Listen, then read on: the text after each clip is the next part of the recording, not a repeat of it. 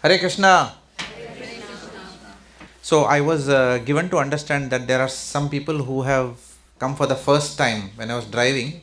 So yes, we would request all of you to please introduce yourself. This is the guideline for introducing yourself. Your name, how many years you have lived in Melbourne, profession, who have you come with, and a single sentence, one sentence of what do you expect from this seminar. Okay, so we'll start with you, sir. Be comfortable. My name is Bhagwan Dhingra, and I was in Delhi, previously in India, and just 12 years back I came here and settled down, and my kids are here, so I'm a citizen now. Very good. And from this place, this is a place of God. What else I can say? If I achieve anything, it will be great. Very nice. Did you say your name was Mr. Bhagwan Dhingra? Dhingra. Is that right? We were speaking about the definition of Bhagwan, and today we'll continue that definition. You come at a very right time. Bhagwan khud padare. It's the middle name as well, Bhagwan Das. Bhagwan Das.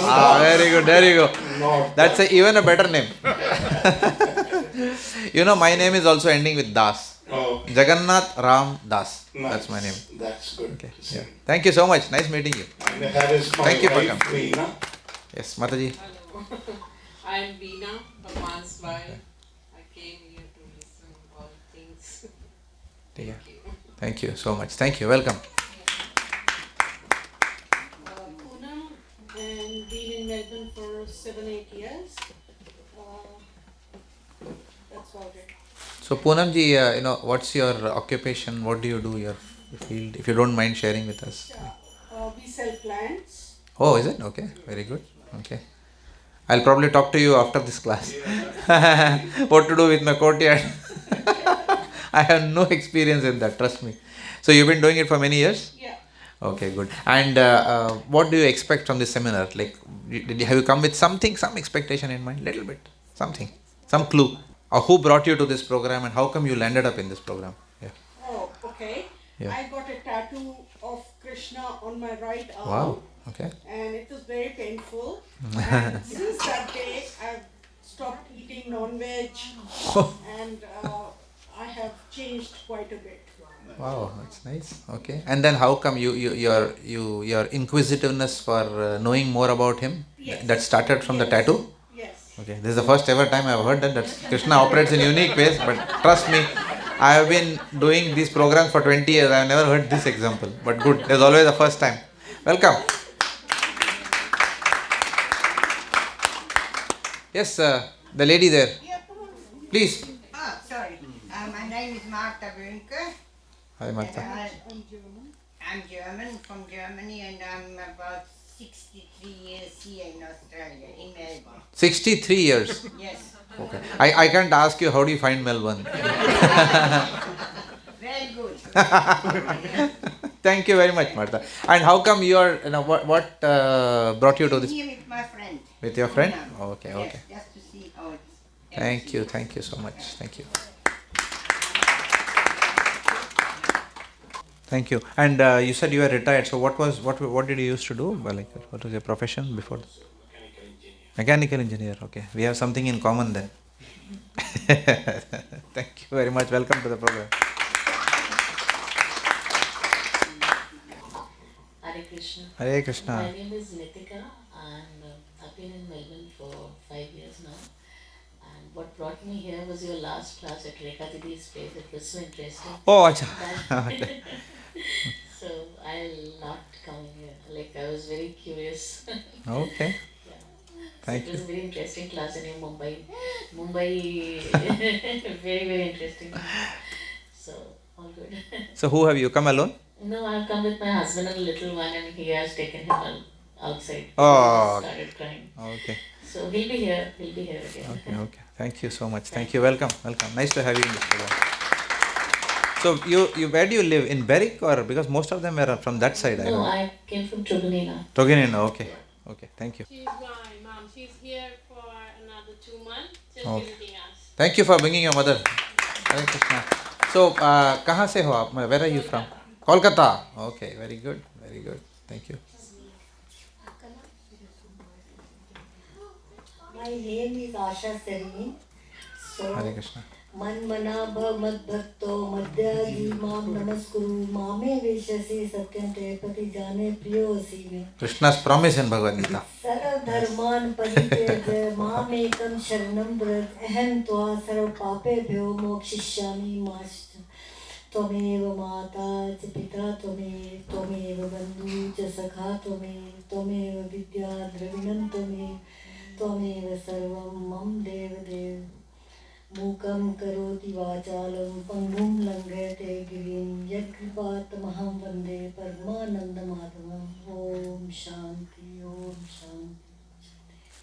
You should be sitting here. I should sit there now. it, so you have come. आप अकेले आए हैं? You have come alone? From India. Okay. Okay. So actually my mother Mic. I can't hear. Actually, my mother used to recite all Bhagavad Gita and she remembered all the shlokas. So we had impact from my mother's side. Very good. Okay. And my sister did PhD in Bhagavad Gita.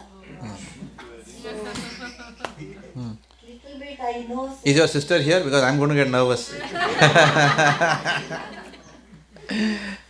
impact of my parents.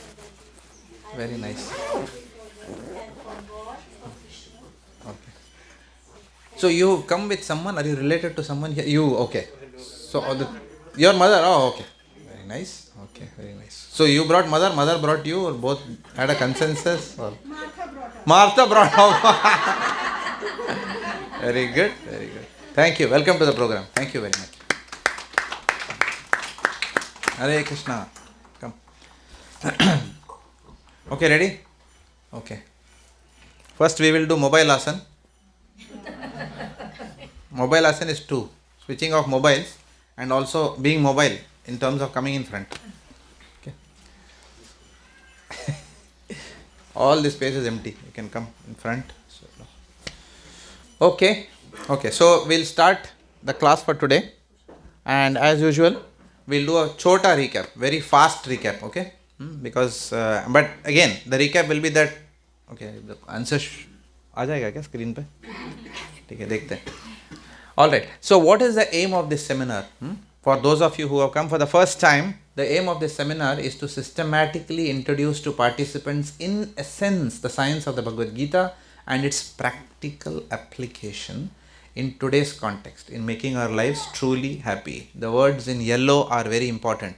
Systematically. So, we are going in a sequence. We are not going to jump. We are not going to jump to the 18th chapter. Okay, where Krishna talks. Mataji spoke some beautiful verses, from the last chapter of Bhagavad Gita.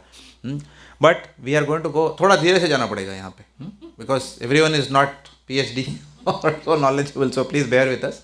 So we are going to go slowly, step by step, to reach there. Because the verse which she said, Sarva Dharman Parityajya Mam Ekam Charanam Raja, it's the end of the Bhagavad Gita. It's the last instruction, almost the last instruction of Krishna, like that.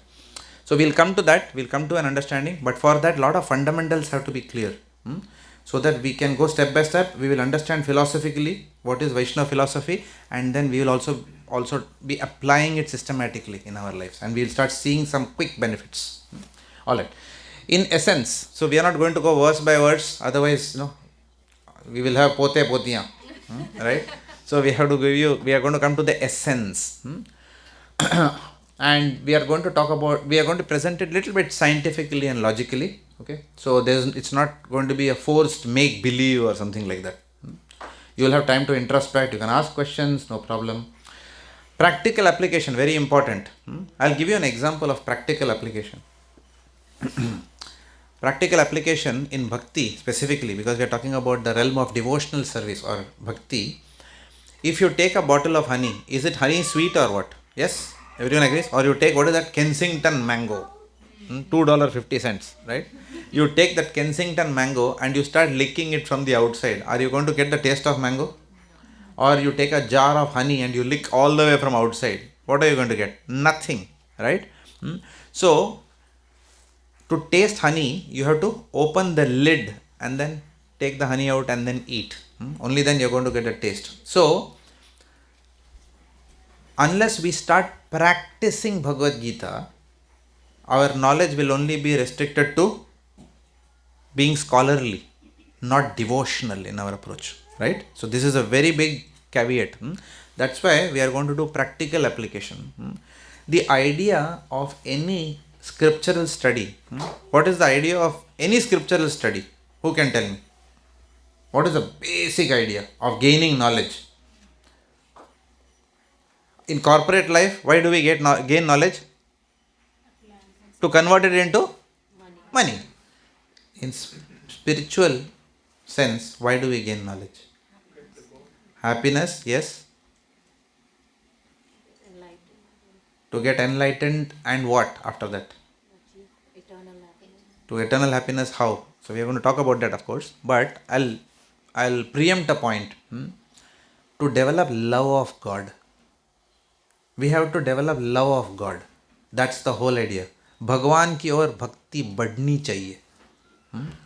Right? So it's not only about knowing things, it's about practicing things, and it's about loving God. And what is the symptom of love of God? What is one big symptom of love of God? There's one quality, it starts with H. Any idea which quality starts with H? Very good. Who said that? Very good. Love of God. How do we know a person is in love with God? That person is very humble. Humility is the ornament of a devotee. Anyone who calls himself Krishna devotee, what is the first sign? Prabhupada said that. I didn't say this. He said, my devotees will be perfect ladies and gentlemen. He said, they will be always humble and eager to serve. So we'll come to all those things. But that's what bhakti eventually should lead us to. Okay. So when Sri Rajagopalachari was commenting on the Bhagavad Gita, I remember in the early days my mother used to keep. How many of you are Tamilians here? Anyone who knows Tamil here? Oh, okay, only one person. Okay. So there is this famous song, but everyone should know M.S. Subbulakshmi, no? You heard of M.S. Subbulakshmi, everyone has heard of, right? So she sang this famous song. Anyone knows?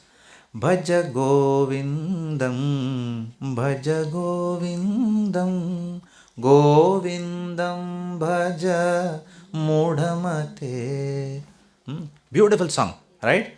Now, as a prelude to that, Rajagopalachari, who was a famous philosopher in India, he said, without devotion, knowledge is useless tinsel.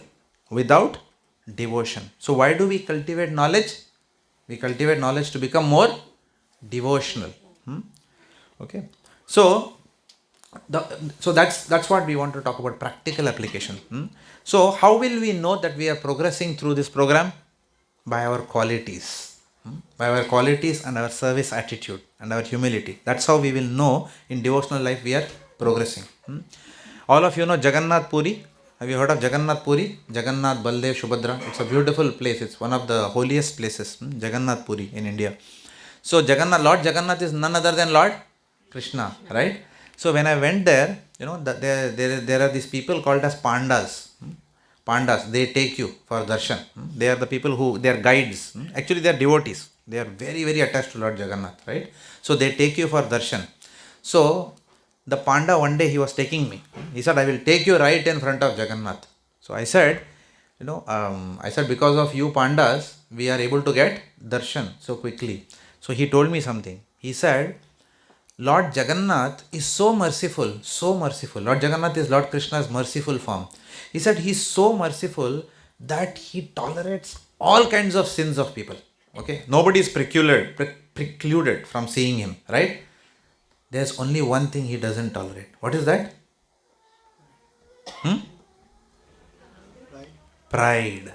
That's the only thing. This is the only small thing we'll have to give up to approach God. Right? Even if we are, doing a lot of sinful activities, Bhakti has the power to remove. Bhakti has the power to remove pride also. But Lord Krishna is so merciful, especially in Kali Yuga. Kali Yuga, he comes in very, very merciful forms. He comes in the form of his holy name, and we'll see other forms also how he comes. But in Kali Yuga, the age and times that we are living in today, the Lord is very, very extra merciful. He says, whatever sins you have committed, I can remove it just like that. and I can take you back to the spiritual kingdom in this very lifetime. There's only one thing that you will have to give up. What is that? Our false pride.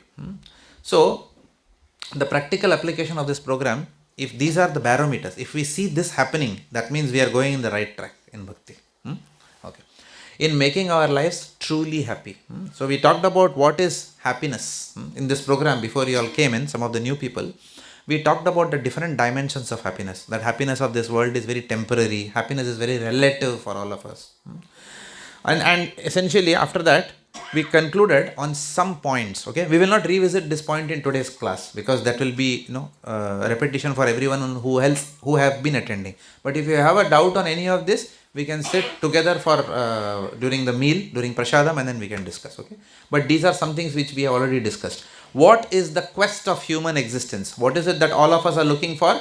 We are looking for eternal happiness. We all want to be always happy. It's as simple as that. Whichever country we belong to, all of us are looking for eternal happiness. Eternal means what? Happiness which will not stop. Happiness which will keep continuing. We are all seeking that. Okay, that's the goal of human existence. Whatever people do, they do it for that purpose. Okay. Then we talked about who am I? Who am I? Am I this body? Am I my nose? Am I my head? Am I my ears? Am I my eyes? No. The eyes are mine, the ears are mine, the nose is mine, but I am not my nose. Okay. So who am I? We concluded that we are the resident of this body, that we are spirit soul. And when does the spirit soul die? How does it die? It dies by a car accident, it dies by fire. How does it die? The soul never dies because the soul is energy inside the body. It can never be destroyed. And who is that? That is what is you and I. This is our bodies, that's all. In this lifetime, we have this body. In next lifetime, God knows what other body we will have, right? So we concluded that we are not this body. And we also talked about a few examples. We said when you see a dead man and a living person, what's the difference? The dead man also has got nose, ears, everything. But some people say he has passed away.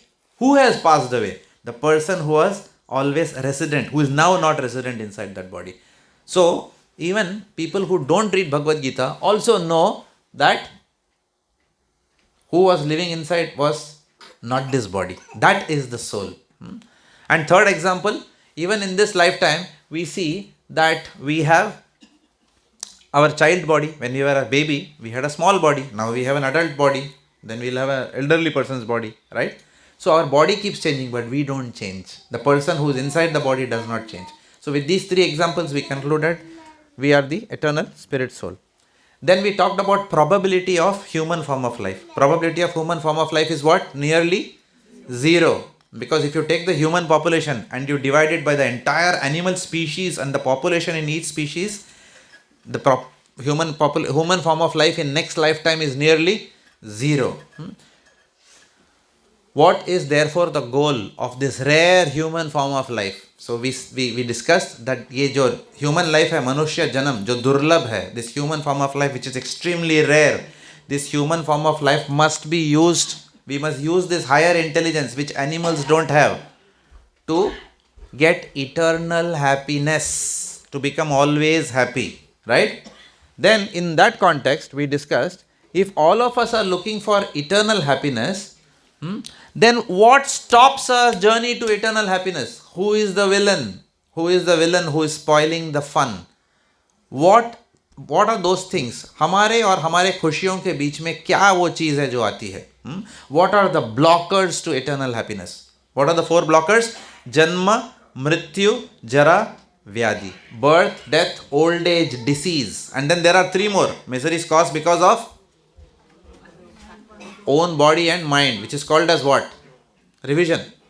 Who should I catch? You're right in front. Okay. Adhyatmic misery, which is misery is because of our own body and mind. And then misery is caused by other living entities, which is called as Adi Bhautika. And then third is what? Misery is caused by natural calamities, which is called as Adi Daivika. So we are everywhere we see these kind of problems are there. So they block our journey to eternal happiness. Then how does technology address this? We discussed in great detail and concluded that technology cannot solve the problem of birth, disease, old age and death. Technology can only give some temporary relief. to the symptoms. And that too, in giving those relief, it creates other problems, right? Then we talked about how do we know of God's existence? How do we know that God exists, right? Bhagwan hai, ye kahan se pata chalta hai, right? So what did we conclude? We said simply by observing nature. You sow an apple, there is an apple seed which has not been manufactured by any company. It's coming on its own. It falls to the ground, apple tree comes. It never happens, it falls down and some cell phone starts coming from the tree. No, it never happens. There's no bug in the program. Or some orange comes from an apple tree. No. If you see, the earth is self-sustaining. Man has not brought anything. No man has brought anything with him while coming. Did we bring anything while coming out of the womb of our mother? Nothing. So actually human beings are not required for sustaining this earth. What we have contributed is to damage this planet, right? That's our humble contribution, right? So we discussed that by simply observing nature and simply observing our own body.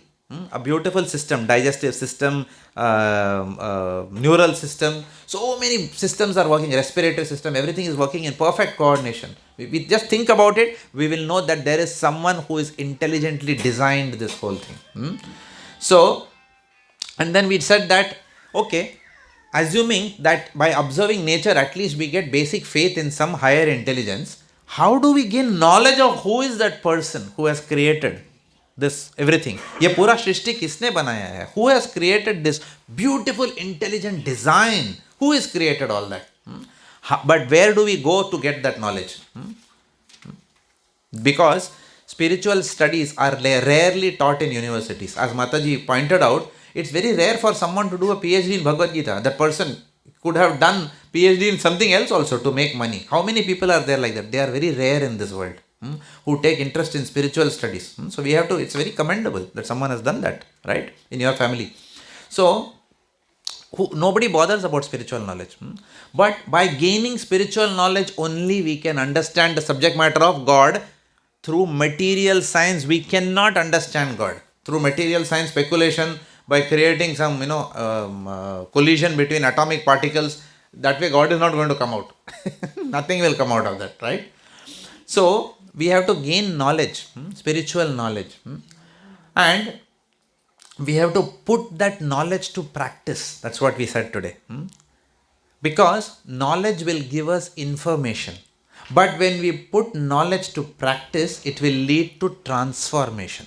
Information should lead to transformation. Otherwise, information is useless. Just like, remember last time I said, I can give you a map of how to go to Sydney. And you can tell by heart how to go to Sydney, which exit to take, which road, number 3 exit, number 10 exit, everything. But if we actually don't start driving, we will not reach Sydney, right? It's only a map at the end of the day. So therefore, spiritual knowledge has to be put into use. Spiritual knowledge is known as Jnana. Everyone knows what's Jnana, right? You have heard Gyan or Jnana.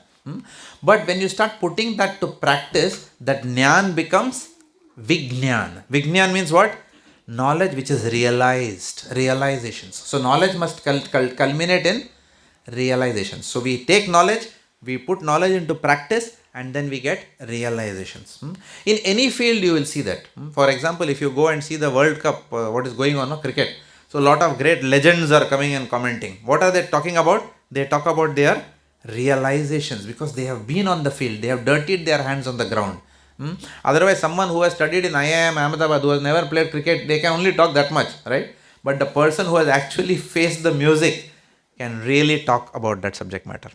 So we understand the subject matter of Godhead through these people who are self-realized. What are they called as in Sanskrit? They are called as Tattvadarshis, who have seen the truth, who have realized the truth. And such people who have seen the truth, not only India, they have come in so many countries of the world. By different names they are known. Who is one of the biggest exponent of spirituality? Who we know? World famous? Jesus Christ. Yes. He was one of the best exponents of spirituality, right? So he spoke from his realization. And he demonstrated humility, compassion for other living entities. That's the sign of a true devotee of the Lord. So, and obviously in India, so many saints have come, because most of you come from India, you will know. Tukaram, Namdev, so many have come. In Gujarat, we have Narsi Mehta, right? In South India, we have so many acharyas, Ramanuja, Madhvacharya, so many people have come like that. So, these are the people from who we get spiritual understanding. From the scriptures and from the people who speak the scriptures, who have who practically apply the scriptures in their life and who have derived realizations. From those people we get this knowledge in parampara. Parampara means what? Pedigree or disciplic succession. We get this knowledge from them. So what is the reference point of the scriptures? The Vedas, the Puranas, the Itihasas and Upanishads. That is our reference point. We are not going to invent some philosophy from our pocket. Who cares about our opinions, right? As Mataji beautifully quoted, she is quoting genuine scriptures from the scriptures. That's how it should be. We should quote from authority, from the scriptures. Then it becomes genuine. Okay. So, how is God defined? This is what we discussed in the previous class. Previous or the previous class prior to that? Yeah. How is God defined? Bhagwan kya hai? What did we discuss? Bhagwan or God is that person who is the cause of all causes. Sab karanon ka karan. Sarva karana karanam. That person can be called as God. God is a person who must be in control. If he says, I have lost my control, can you help me? He is not God then. Correct? Bhagwani control mein hai to hum kahe ka control mein rahenge, right? Suppose in the car, I am driving the car and I say I am losing control. But relax. Nobody, what kind of a driver am I then? I have to be in control. So he is running this whole cosmos. The person who is in absolute control, who knows what he is doing and who cannot be influenced by anything. Such a person is the supreme controller. That person can be called as God. That person who is the proprietor of everything, who owns everything, that person is called as God. And that person who doesn't have to go to LIC, Life Insurance Corporation of India and work, such person is called as God. He is the supreme enjoyer, right? He doesn't have to go to office, corporate life and work. Why I am saying this? Because India has manufactured many bogus gods. And we have exported also many of them, right? So India is the place for actually very high spiritual truths. India is Punya Bhumi. But wherever there is original, there is always duplicate also. Like, I used to see, when I used to go to some shops, I used to see Tolgate toothpaste. I was wondering what is Tolgate. It looks like Colgate only. There's a T there, red color. Okay, everything same. Because when I was doing my MBA, we were doing a white paper on spurious goods. And they look very similar to the original. So there are a lot of bogus people also who give bogus philosophy, right? So we have to be very careful. When we develop true knowledge of Bhagavad Gita, when we study, then we will be protected against taking shelter of bogus people and losing our faith in God. So we have to be very careful that we study under genuine people who are coming under a parampara. So, but Lord, so there is this person, Kalki Avatar. He and his wife, suddenly they declared, I am Kalki Avatar. Right? And then he was LIC agent before. Suddenly one day he says, I realized I am only Bhagwan. And then what they did, he did not know that there are many others also who are saying, I am Kalki Bhagwan. One fellow did not know the other is Kalki Bhagwan. Right? So what they did was, they invited this Kalki Bhagwan. Please, can you come on television? Please address the nation. Thank you very much. And they did not tell this person. Like that, they told all the Kalki avatars. And all of them landed up on the set. And then there was pandemonium as to who is Kalki avatar. Right? But everyone had a good time. Right? But nobody got enlightened. Right? It was more entertainment than enlightenment. Right? So we don't want to go that way. God is someone who doesn't have to go to Life Insurance Corporation and work. God is the supreme enjoyer. Then, last class, we talked about what is the definition of Bhagavan. What is the definition of Bhagavan? For example, when we say Dayavan, what does it mean? What is Dayavan? A person who has compassion. That is called Dayavan. Dhanvan means what? A person who has wealth. So, Van means possessor of some opulence. Right? Now, what is Bhagavan? What is those Bhaga that person is possessing? So we discussed in the previous class. What is the definition, Sanskrit definition of Bhagavan? You don't have to remember it now, but I am just quoting this one words with your permission. Aishwaryasya samagrasya viryasya yashashriyah jnana vairagyyoschaiva shannam bhagaitingana. This means what? Bhagavan is that person who is more beautiful than the most beautiful in this world. Correct? Nobody can be more beautiful. Bhagwan se sundar koi ho hi nahi sakta hai. That all beauty. Who is stronger than the strongest, right? Who is more knowledgeable than Albert Einstein, right? Who is the most knowledgeable of the most knowledgeable, right? And who is all wealthy also. He doesn't have to go and beg here and there. And who is famous everywhere, all over the Shrishti, right? Even outside this planet. But despite possessing all these things, someone who is detached from all these things. We discussed the example last week, right? These are the characteristics which any father will look if he wants to give his daughter in marriage to someone. Ladka, is he good looking? Is he strong? Is he knowledgeable? Is he wealthy? Is he, little bit famous or is he infamous? कुछ झोल करके तो नहीं आया है, right? झोल झपाटा we say in Gujarati, yeah. So, and then, is he humble? After having all these things, is he humble? Will he care for my daughter? Will he deal with a woman with respect? Does he have those qualities in him first of all? Otherwise, what is the use of his money and looks, right? If he doesn't know how to treat his wife, right? So, the person who has all these things in perfect measure, in full measure, that person is called as Bhagavan. Then we talked about who does the Vedic scripture define as Bhagavan. Who does the Vedic scriptures define? Unanimously, who is declared as Bhagavan. So we quoted from various scriptures in the previous class. And there comes the introduction of Lord Krishna, right? So what does Krishna mean? Actually, it's not Krishna, it's Krishna. Krishna means what? Krishna means all attractive. That's the meaning of Krishna. All attractive. And what makes Krishna attractive? Exactly those things. All beauty, all strength, all knowledge, all wealth, all fame, all renunciation. All these qualities make Bhagavan. And we also quoted from various scriptures. I will not go into that. We can discuss during Prasadam time if you want to know more information. Now for today's topic. Is God personal or impersonal? This is a question which has plagued many people. Is God impersonal or is he a person? This is a good question. Okay, how do we understand this? In India, this is also an often debated topic. Bhagavan is Sagun Sakar or Nirgun Nirakar. What is Bhagavan? And we will discuss from the what does the Vaishnava philosophy say?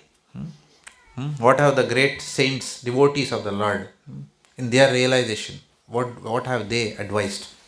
So, there is a beautiful verse in the Srimad Bhagavatam. What is Srimad Bhagavatam? Anyone knows what is Srimad Bhagavatam? सुना है श्रीमद् भागवतम के बारे में? You have heard of Srimad Bhagavatam? How many of you have heard of Srimad Bhagavatam? Okay. Not everyone has heard. Okay. I'll give you a simple example. Okay. By this you will understand what is Srimad Bhagavatam. Many times people do a reading of Bhagavad Gita in their house and then they say Bhagavad kar rahe hain. It's not wrong. Technically there is a difference between Bhagavad Gita and Srimad Bhagavatam. Let me give you an example of this. Suppose you want to know about Mahatma Gandhi. Everyone knows about Mahatma Gandhi in this world, right? The father of the nation. He was called as, right, in India. And he was a world personality, right? Or if you want to know about Nelson Mandela, for example, okay?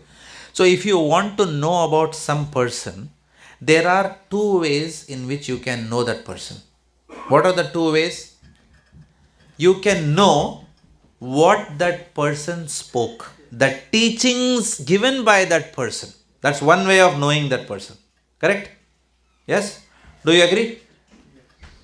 What do you agree with? Which point do you agree with? If you want to know someone, then there are two ways of knowing that person. What are the two ways of knowing anyone? First is you apprise yourself of the teachings of that person. Right? For example, thus spake Mahatma Gandhi, or the teachings of Mahatma Gandhi. By that you will know about Mahatma Gandhi. Right? Another way of knowing is what have his close associates written about Mahatma Gandhi. The life and times of Mahatma Gandhi. Suppose such a book was to be written, right? So you understand both these are books. The teachings of Mahatma Gandhi and the life and times of Mahatma Gandhi. Now you replace that with Krishna, right? What Krishna taught is called as Bhagavad Gita. And about Lord Krishna and his devotees, the leelas which he has done, right? And the lessons which he has given through those leelas, that is called as Srimad Bhagavatam. How many verses Bhagavad Gita has got? 700 verses. How many chapters? 18 chapters, right? How many verses Bhagavatam has got? Any idea? 18,000 verses. So just by studying Bhagavad Gita, will you understand everything? In one sense, yes. If you really, it's not impossible, but Bhagavatam completes the Bhagavad Gita. Bhagavad Gita is a little bit of a metaphysical explanations are there in Bhagavad Gita. But Bhagavatam is full of nectar. Nectar matlab, nectar means what? Honey. It's very sweet. It's not only philosophical, it's very sweet. Right? Okay. So, a combination of these two is recommended by the saintly personalities for our spiritual development. Both we study. Right? Now, in the Srimad Bhagavatam, this part comes, this aspect. The three aspects of the absolute truth. This is also discussed in Bhagavad Gita also. But from Bhagavad Gita, for me, when I studied Bhagavad Gita first time, I couldn't grasp it as clearly as when I studied Bhagavatam. That's why I am choosing those places. I am going to quote from those places from where personally I have derived better understanding. And then you will do your study and you may also realize something. You may get clarity of this from some other verse. All of us are different, right? There is no one way. But there is one beautiful verse from Srimad Bhagavatam. I am going to quote it now. It says, Vadanti tat tattva vidas tattvam yajnanam advayam brahmeti paramatmeti bhagavan iti shabdyate. This is a verse from Srimad Bhagavatam. In case you have lost me. Some of you have already lost me. Okay. Sometimes you are sitting but mind has gone somewhere else only. This few minutes, give it for yourself. Don't let if your mind is distracting you here and there, denim t-shirt, ESTD4, nice t-shirt, inside light blue. Mind will take you like that. This is the job of the mind. Nice phone. iPhone hai, Samsung hai. Mind will find some way to take you away from meditating on the Lord. What is that called as? That's called as Maya. That's exactly what is the job of the mind. The job of the conditioned mind is to take you away. But what we have to do? What is there in the Bhagavad Gita cover? What is there in Bhagavad Gita cover? Chariot. What is happening? Controlling what? The wild horses who tend to run in different directions. Who is that person? Krishna. Have you seen Arjun? That's why Krishna was a charioteer. Arjun will not be able to. Krishna has to control. Right? So Krishna is telling us that control your mind. For these few moments, this is your chance to understand Bhagavad Gita. Every single point that we are going to discuss is important. I will never waste your time by discussing something. It's a promise I am giving you. Time pass nahi karunga class mein. I know your time is valuable. You have given your valuable time to us. So it's my duty to give you value out of these sessions. So I'm going to give you a lot of examples. I'm going to make it very simple for you to understand Bhagavad Gita. But the only job you have to do is get that mind back. Mind jayega, it will go. It's natural for the mind to go. But bring it back. Every time it goes, back like that. Okay. So the three aspects of the absolute truth. Absolute truth is called as Param Satyam Dhimahi. Absolute truth, beyond which there is no truth. It is said that this absolute truth, to be realized, people realize it in three phases, right? Three stages are there in realizing, or three aspects of the absolute. Let me put it that way. Three aspects of the absolute truth. What are the three aspects? Brahmeti Paramatmeti Bhagavan iti Shabdyate. Brahman, that is the first aspect. The second aspect is what? Paramatma. And the third aspect is Bhagavan. When I heard this first time, yeah, I know what is Brahman. I know what is Brahman. This is not Brahman. This is Brahman. Please understand, there is a difference between Brahman and Brahman. We are talking about Brahman. Sometimes people also call it as Brahm, like that. Brahman. So let us pronounce. And it has got nothing to do with Brahma. Lord Brahma. Brahma जानता हूँ ना मैं. I know. Brahma Vishnu मैं पता है. No. ये वो नहीं है. Right? Brahman. So we are going to discuss that. So the absolute truth is known in three phases. First is what? Brahman. Brahman means what? The impersonal aspect of God. And I'll give you a simple example by which you will understand. Even if it's going right now, don't worry, I'll make it easy. Brahman is the impersonal aspect of Bhagavan. The Nirgun, Nirakar. What is that called as? Brahman. That is what the Vedas call as Brahman. That which is formless. The formless aspect of God. That is called as what? Brahman. The second is the localized embassy of God, which is, that embassy is within each one of us. Indian embassy in Australia, Indian embassy in Melbourne. That actually, if someone, sorry to give this gross example, if I go into the Indian embassy and then if I kill someone, you know who will try me? The Indian courts, not the Australia, because that's technically India in Australia. So, like that Bhagavan, that God, his aspect is inside us. He comes inside all of us. And that aspect of his, that localized aspect which is inside all of us, that is called as Paramatma or Super Soul in English. Is this clear so far? Okay. And the third is Bhagavan. Brahman, Paramatma, Bhagavan. Now, how is Bhagavan different from all this? Bhagavan is different because Bhagavan is the source of both. Bhagavan is Paramatma, Bhagavan is Brahman. Bhagavan is the source of Brahman. Okay. So, that Bhagavan refers to the personality of Bhagavan. The person God. Person. Person. When you say person, how is a person different than impersonal? Can anyone tell me what is one thing about a person which is not there in impersonal aspect? Yeah. Has a has a form. Yes, beautiful, very good. Has a form. Only form? All of us are persons or no? What is it that distinguishes us? Form is one. Emotions, yes. Touch. Feelings. Touch is also a feeling, no? Feelings. So God is someone who is having feelings. He is a person. Yes, he is not an ordinary person like you and I. Right? We will discuss that later. But God is a person. Okay. And is God impersonal? He is also impersonal. He is both. He is impersonal as well as personal.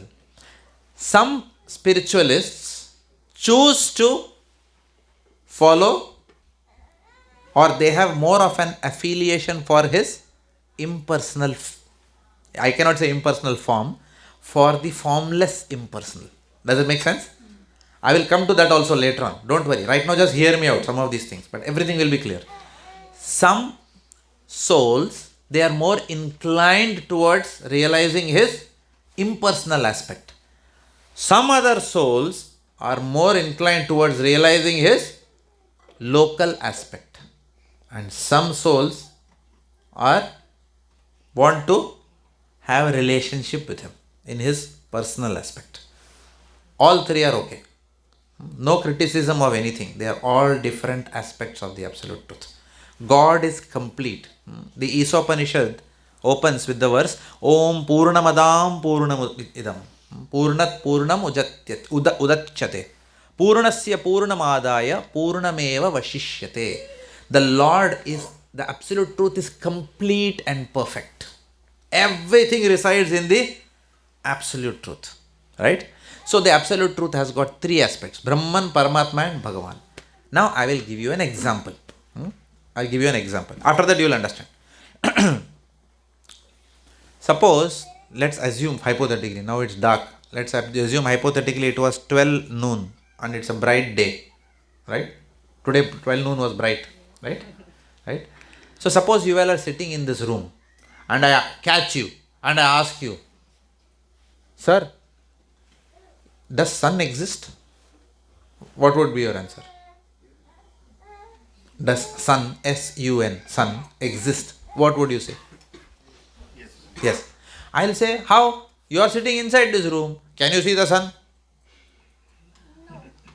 No. Then how would you know that sun exists? Because you can see the sunlight. Right? So, is sunlight sun or sunlight not sun? Is sunlight sun or sunlight not sun? They are all integral. Can you separate sunlight? Oh, sunlight, sun, please, only sunlight I want. Can you do that? No way you can. Because sunlight is a part of sun. But you can realize the presence of the sun by seeing sunlight. Right? What is the shape of sunlight? What is the form of sunlight? You tell me. Circle. Sunlight, not sun. Sunlight. What is the form of sunlight? No form. That's why it takes the form wherever it goes. Right? It has got no form. Right? Sun has a form. Which shape sun is? Yes. Circle. See, even a child is able to tell. Sun has a form. What is the source of sunlight? Sun. So, the source of formlessness is form. In English also, formless word wouldn't have come without form being there in the first place. Right? So, the concept of formlessness has got any meaning because there is a concept of form. Do you have a form? Yes or no? Yeah, even child, he has a form. Do you have a form? How can God not have something which you and I have? Because He is the cause of all causes. Is God a subset of all of us? Or He is the superset of all of us? So how can we say that I have something which God will not have? So God cannot be restricted to any form. Right? But God, we cannot restrict God by saying that you cannot have form. That who are we to say that you cannot have a form? Right? He is God. Right? Now, the Brahman aspect is in the example now correlate. What is the Brahman aspect? Sunlight. Now, the sunlight is coming from sun, which has got a form. Right? That is the Paramatma aspect. Right? Paramatma is the localized aspect of the Lord within our hearts. Have you heard about Dhruva Maharaj? Have you heard about Dhruva? Bhakta Dhruva. D-H-R-U-V-A. If you have studied his Charitra, in Srimad Bhagavatam it comes. So Dhruva Maharaj, he wanted a kingdom bigger than his father's. Because his stepmother would not allow him to sit on the lap of his father. She said that if you have to sit on his lap, you should have taken birth from my womb. And it was a small child, Dhruva Maharaj. He started crying. Why I can't sit in Papa's lap? And he didn't like it. He said, no, I don't accept this. So he went to his mother. He said, Mama, why I cannot sit on Papa's lap? Whereas the other, my step brother, is able to sit. And because You have been born through my womb. He said, I don't accept this. Okay. Therefore, I want a kingdom greater than my father. If I have to get position, then I want that position so that I can go and sit in the lap of my father. I also want wealth. I also want. So what happens? He starts going towards the north. When he goes towards the north, what happens? North means towards the Himalayas. That's where people go for realization, right? He starts walking north. He meets on the way Narada Muni, the saint Narada. Narada says, hey, what happened? Cute child, where are you going? I want a kingdom greater than that of my father. He said, oh, is it? First, Narad Muni tries to dissuade him. He said, you are a child. You won't understand all this matter. You go home and eat chocolates. No, not literally that way. But he tries to dissuade him and then send him home. But then he sees this boy has got resolute determination for a material reason. So he says, okay, then you do one thing. You go and worship Vishnu because he can give you whatever you want. So he goes inside. And what does he do? He sits in mudra. And then what does he do? He chants. He meditates on the Paramatma within his heart. With which mantra? Om Namo Bhagavate Vasudevaya. Okay, he is meditating from within his heart. And what happens at the end of the meditation? What is the culmination of the meditation? That localized aspect of Paramatma comes out and reveals his form. Does it make sense? And what is that form he sees? The Chaturbhuj form of Narayan he sees. And then Narayan he touches his head and asks him, what do you want, my dear son? Lord knows everything. He knows why you have come. Then what does Dhruva Maharaj say? What does he say? He said, thank God, Lord, you came. I wanted a kingdom, by the way, I wanted a kingdom greater than my father. And the Lord says, okay, take a kingdom greater than. So he got few more acres than his father. Is that the story? I was just fooling around. I was joking. That's not what happens. When he sees after his meditation that form of the Lord with Shankha Chakra Gada Padma, so beautiful is that form, he says, what is this that I am beholding in front of me?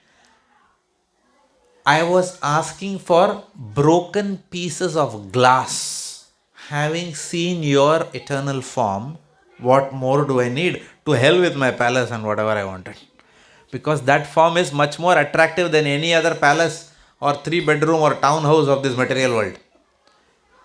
When we start relishing at that level Bhagavan, that's the time our material desires will go away. Nothing in this material world will attract us. Even if we have a Rolls Royce car, what will we see? Tin and rubber and plastic put together. That's all we will see. Because we are seeing something which is spiritual, not matter, not mundane matter. So, that is called as Paramatma realization, which Narad Muni had when he meditated inwards, and then that localized aspect came out and showed the form. Right? But you know what happened after that? The Lord did not say, okay, come my dear, let's go happily and go to the spiritual kingdom. Is it that easy? No. What did the Lord tell him after that? This you will get only if you study Srimad Bhagavatam. Pura story nahi pata hai. Right? The Lord said that I am showing you this form of mine, but this is the last time you will see me in this life. Now you have to do what? To develop a relationship with me, you have to do bhakti. And that is how Dhruva Maharaj becomes a devotee. Right? So he had to do that. Even Narad Muni himself had to do that. He himself went to that process. Immediately it did not happen. He had to do devotional service, and then he perfected. And then what did the Lord give him? The Lord did not only gave him a kingdom greater than his father. The Lord gave Dhruva Maharaj what? Dhruva Loka, which is in English is called as the pole star. He gave him an entire planet, or to speak of, a kingdom. So if the Lord wants to give, our two hands are not enough to take. And if the Lord doesn't want to give, even if you try to, you can do whatever we want in this world, we will not get wealth. So everything is sanctioned by the Lord. So Paramatma is that aspect of the Lord which is inside and which we realize through our meditation. And then Bhagavan is developing a relationship with the Lord. Let me explain this with another example. Okay? Please hear this example and you will understand it very clear. And that's all we will discuss today. If you understand this much, you are in a very good shape for going further. I'll give you a simple example. In 2002, I got an assignment in the United States. I had to travel to US. All of you know Intel, no? Intel. So I was asked to go for an assignment for Intel. So I went to Intel in Arizona. Very nice place. Phoenix, Arizona. Right? That's where they manufacture these chips. But anyway, that's not important. So I had a flight through, somehow my company gave me a longer flight. Okay. Initially they asked me to go to Oregon, which is on this side, in the west coast, Oregon. Right? All of you know Oregon, right? So what happened? My company gave me a flight, Mumbai, Kuala Lumpur, Los Angeles. Okay. And then Los Angeles to Oregon was a domestic flight. So this is the flight. I went to the airport, Malaysian Airlines. And then I was standing. And then I suddenly saw that someone with a red shoe. And I was wondering, red shoes people don't wear, no? Usually red shoes and red trouser. White trouser and red shoes. And a red jacket. So I looked next. Who did I see? Mr. A.B. Not Ab de Villiers. The Indian A.B. Amitabh Bachchan. Next to me. My God. Immediately, I don't know whether we're seeing Krishna also it will happen. But Amitabh Bachchan ko dekh ke, kuch hua, bahut kuch hota hai. So then I saw him, I thought, my God, and he's standing next to me. And I am what? I am economy class. Right? Obviously, he's not traveling next to me. But he was there. And then they had told, hey, side, everyone, side. Saab is coming. Amitabh Bachchan. Right? And then I didn't see anyone else. I just saw him. After seeing him, I didn't look for anyone else. Okay. So I just saw him. And then he went inside. After some time, all roll number 53, 56. Okay, we all went inside. But I had one advantage. My son was very small. So they said, people who are carrying infants first chance. I said, yeah. So I went ahead. Because of which I had some time. So I went, and as soon as I entered, we entered through business class. And there he was, the man sitting. But next to him, there were two more people. There was his wife, Jaya Bachchan, and then there was Abhishek. He was also there. I don't know, the daughter was not there. Or maybe she was, I don't even know. Whatever her name is, Sweta Bachchan, yes. I don't know whether she was there or not there, but only 3 seats were there. So they were sitting there like that, okay. And what was happening? Jaya Bachchan was taking food from a spoon and she was feeding Abhishek नहीं, Amitabh. Husband. ऐसा होता है? आपके साथ होता है ऐसा? Maybe we can't relate to it. होता है, ऐसा भी हो सकता है. It can happen. It can happen. Okay. So she was feeding, and I stopped. My bag stopped.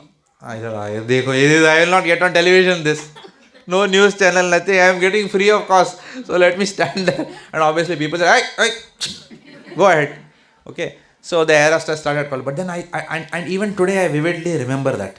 Okay. And through that lens, I understood this. You may say, what has that got to do with this? So I give this example. Then this will help you understand. Okay. Now, incidentally, Amitabh, you know what Madame Tussauds? Everyone knows what's Madame Tussauds? Madame Tussauds is the museum in where they wax museum in Malaysia. They have of great personalities, right? So Amitabh Bachchan was apparently invited there by Madame Tussauds. In that year only that was made. So he was traveling there, which I came to know through the air hostess. I said, where is he going? In Gujarati we say Panchatya. So we asked, kahan ja raha hai?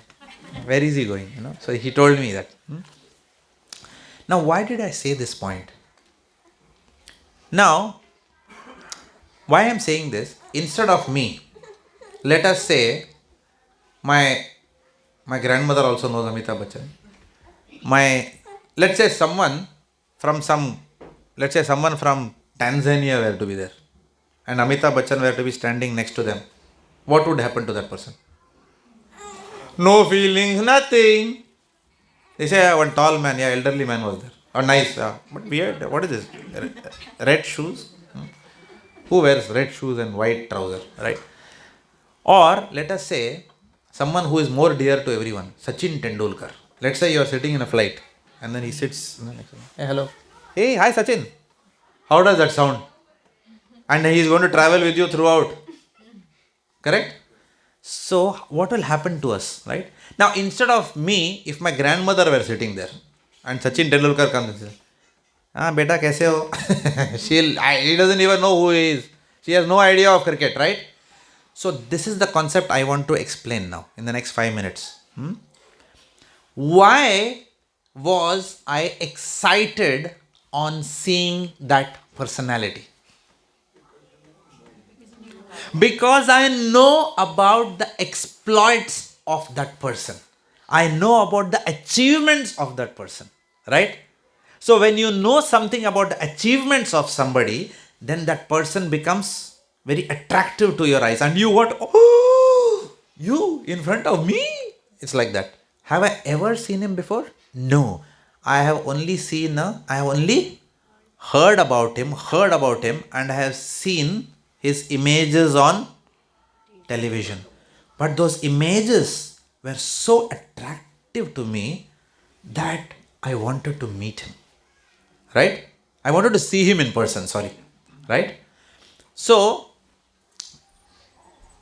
that person whose image I saw, on television, now I am face to face with him. And then when I walked, I just said like this, and he just nodded like this. That was a bonus for me, and then I went ahead. Okay? Now that was a bonus. Now why did I do this to him? Obviously, so that he'll also do it back to me, right? What is the desire? What is the desire? It is attention. To connect with him and to have a reciprocation with him of even a small magnitude. Even that, hello, he telling me is a big thing. Amitabh Bachchan said hello to me. Like that, right? But then when I sat back in the flight, I was thinking that this person who everyone has to give a cue when he comes, his wife is sitting next to him, and as much as I thought she was force feeding him, khana hi badega, you have to eat. That can I go and tell? Bachchan sahab, मैं भी एक spoon दूं क्या? Can I also give you one spoon? Excuse me, air hostess, economy class. Go, right? I can't do it. Even if I want to, I can't do it. You know why? Why I can't do it? Tell me. Why I can't do it? You're not that close to him. Yes, I don't have a relationship with him in that way. Right? This example will help you understand. Now replace. I know all of you are dreaming Amitabh Bachchan today. But please replace that with someone who is the source of Amitabh Bachchan. Who is the father of Amitabh Bachchan. Not Harivansh Rai. Krishna. God himself. The all attractive person. Who is much more famous than any mere mortal of this world. Right? When Paramatma came out of his heart and showed him the form, whatever he has heard about that Narayan. Now what happened? Dhruva Maharaj and Narad Muni, both of them had that experience. Narad Muni also saw inside, and then Lord came outside. And then they said, wonderful, wonderful Lord, what do I want more? But do we only want darshan of the Lord? Do we only want to see God? Is that all to satisfy? Will that satisfy us completely? Why do you buy your car? Why did you buy your car? Because you saw that model. After seeing that model, what did you desire? To have some relationship with that car, right? Otherwise, you can keep on seeing cars. It's free of cost. Correct or no? Right? When we see something beautiful, we always want to have a relationship. How does love marriages happen? Man sees beautiful woman, he sees a handsome Hulk or whatever, something. Or they see some beauty of character or qualities, if not physical beauty, right? And then love happens, a relationship happens, right?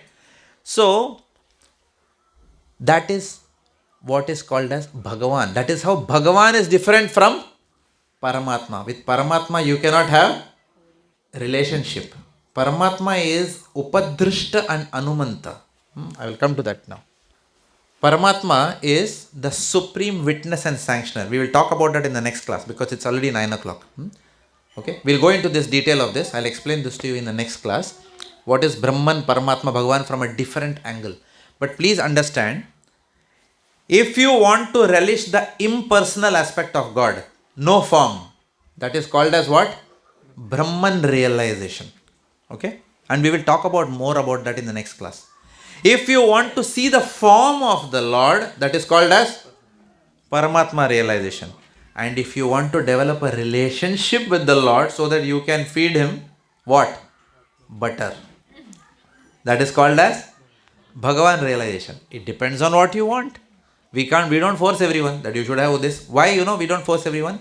Because it is already inside your heart. Your relationship with the Lord is eternal.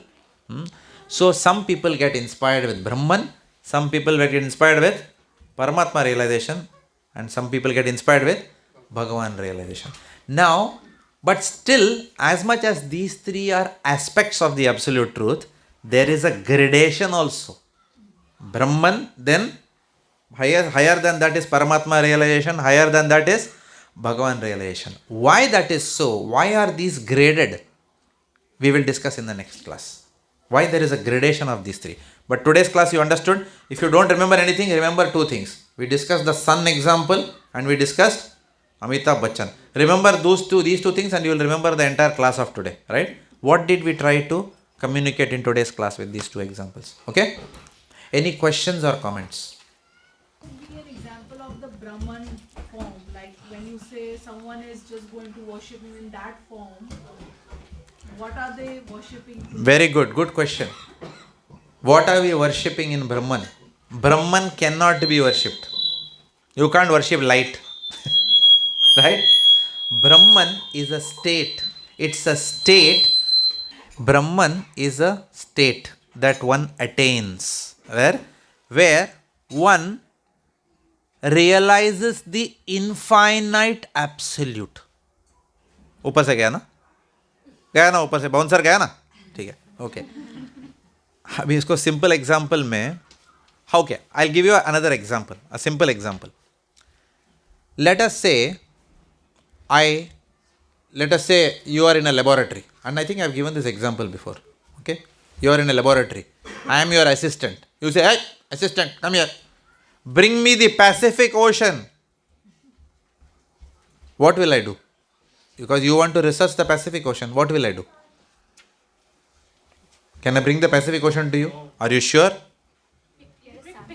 Yes, I'll bring the Pacific Ocean in a test tube to you. I'll bring the Pacific Ocean in a test tube. Is that Pacific Ocean? Yes. Is that Pacific Ocean? No. Yes and no both. Qualitatively, it is the Pacific Ocean. Quantitatively, is it the Pacific Ocean? No. Do you understand? So, we are spirit soul. Remember the previous class. Who am I? I am spirit soul. We are a spirit soul. One spirit soul, another spirit soul, third spirit soul, fourth spirit soul, fifth spirit soul, 1,000 spirit soul, millions, trillion spirit soul, all the universal set of these spirit souls. If you put all that together, what is that? That is the infinite Brahman. Does it make sense? Brahman is spirit which is all pervading, right? But I'll give you more examples of Brahman in the next class. You will understand even better. Because today time nahi hai, that's why I am not going deeper. Okay? And I am the rascal because I came late. I am sorry. Okay? My apologies. Otherwise I could have covered that. That's what my intent was. But I came late. What to do? Okay? So, Brahman is the infinite absolute. So, I'll give you an example. Suppose, have you seen Guide movie? Have I told this example in this class ever? Have you seen a Hindi movie called Guide by Devanand? Have you seen that? Beautiful songs in that movie, evergreen songs. Okay. Now, I don't want anyone to know that movie. I am only going to give you one scene from that movie. In that movie, Devanand is in jail. Somehow it happens, circumstances take him to a prison. Now what happens is, he comes outside the prison after many years. He comes outside the prison. But when he comes outside the prison, he looks left, he looks right, he looks straight. Who is waiting for him? No one. Right? So, in one sense, that is Brahman. Does it make sense? Brahman means you are outside material existence. Does it make sense? You have gone into the spiritual Brahman. You have attained that light. Does it make sense? Right? Because every soul is light. You have attained that infinite light. Okay?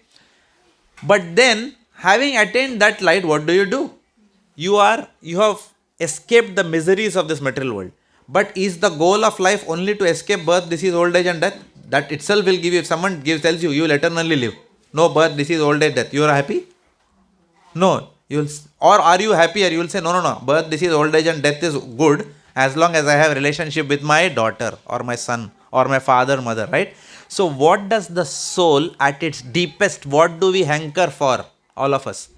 We hanker for relationships. So Brahman realization is still called at the third level of realization, because in Brahman realization, you are outside of the jurisdiction of material world. But still, you have not attained relationships that will keep you always happy.